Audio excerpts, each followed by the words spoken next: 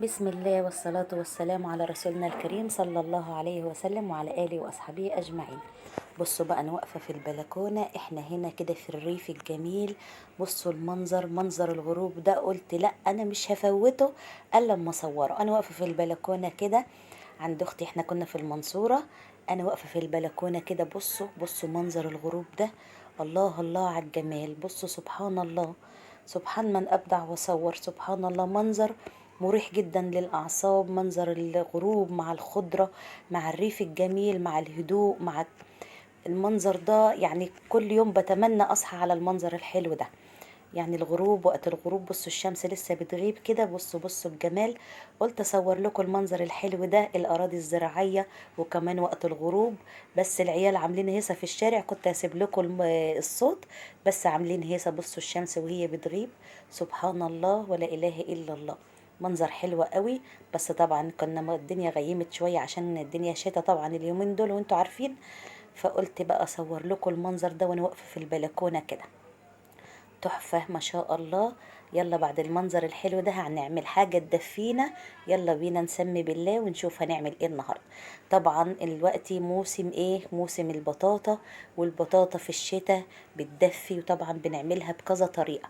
بس نازل عندنا في مصر البطاطا اللي هي الضخمة دي، وكمان لونها برتقاني قوي كده.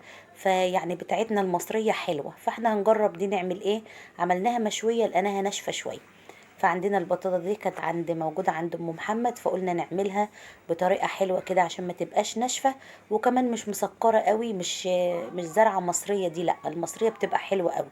هتلاقوها ضخمة كده ولونها برتقاني قوي. انا جبت صينية معايا هنا كده، وكمان غسلناها غسلة حلوة بالفرشة وقطعناها حلقات كبيرة زي ما انتوا شايفين كده. زي ما قلت لكم البطاطا دي في الشوي، اللي جابها وشواها هيعرف. ناشفة شوية في الشوي يعني، مش مرملة كده ولا ناعمة زي بتاعتنا الحلوة المصرية كده، لا.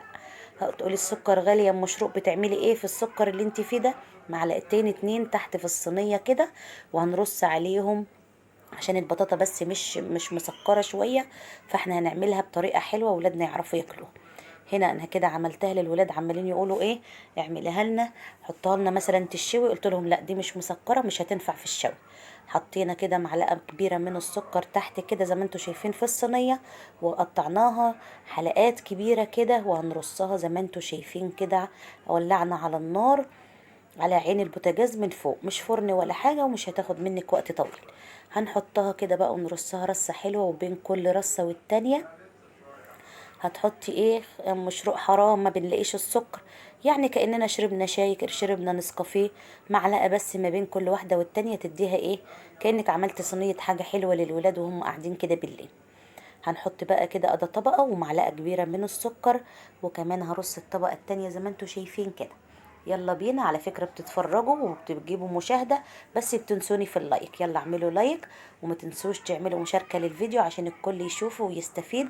ويا رب اكون بفيدكم بحاجة صغننة قد كده في الفيديوهات بتاعتي. واللي عايز اي حاجة او اي سؤال، او عايز اي اسئلة عندي في حاجة، انا ارد عليكم عادي في التعليقات. بصوا حطيت طبقة كمان زي ما انتوا شايفين كده، والنار والعة على العالي عشان بس ايه، عارفين ان البطاطا بتبقى تنزل ميه. رصينا كمان رصتين كده، هي فاض مني بطاطا كتير بس انا قلت اعمل الصينيه دي كفايه كده. زي ما انتوا شايفين اغسلها حلو بالفرشه، نقعها شويه الاول ميه.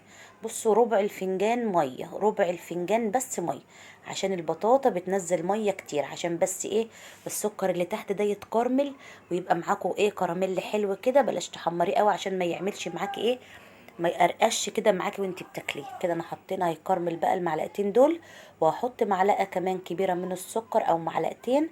وهنشوف بقى البطاطا دي تحفه، هتبقى حلوه، لان زي ما قلت لكم البطاطا دي مش مصريه، او الزرعه بتاعتها مش مصريه، مش عارفه، بس هي مش حلوه قوي.